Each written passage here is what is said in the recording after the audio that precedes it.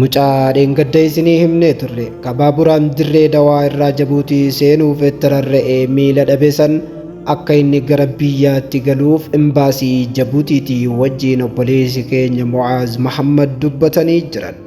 Mucaa kana haala inni keessa jiru kan argeen Munashim Mu'aaz Muhammad daawwannaaf gara Jabuutii akkuma deemaniin mucaa miila hin qabne kan okkolaa deemu arganii itti goranii dubbisanii Oromoo ta'uu isaa arganii erga hubatan boodam daa'ima kanaaf furmaanni akka barbaadamu irratti hojjechaa jira.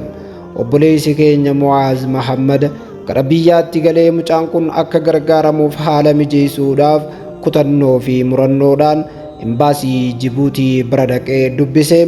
Imbaasiin Jabuutii gara biyyaatti akka galu ni goonaa ergasii booda hawaasni immoo itti yaadee mucaa kana gargaaree akka inni mucaan kun jiruu isaatti deebi'u haa taasisuu jechuudhaan waamicha dhiyeessee jira. Ilmaan keenya meeqaatamtuu haadha abbaa biraa bee haala kanaan miilas dhabee harkas dhabee sammuus dhabaa jira.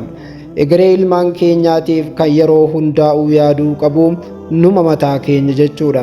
Munashim Mu'aaz Muhammad daawwannaadhaaf deemee hojii boonsaa kana hojjete. Hojii boonsaa Munashim Mu'aaz Muhammad hojjetetti gammachuu guddaatu nu dhagahame. Galatoomi jechuu ni qabna.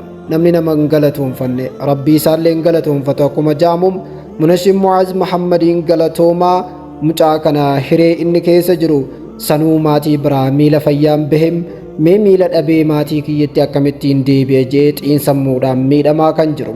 Sammuun namaa yeroonii fi maatii biraa fayyaa baateef dhukkubsataan yookiin kan miila hin qabne kan qaamni irruu bira galuu deemtu si rakkatti. Hawaasni keenya daa'ima kana mucaa miila isaa dhabeem sammuu xiinsammuun miidhamaa jiru kanam akka gargaartanii mucaa kana mooraalii isaa jajjabeessitan isiniin jennam. Jajjabeessanii egeree boruutiif mucaan kun nama jabaa ta'uu danda'a. Maaltu beeka laata?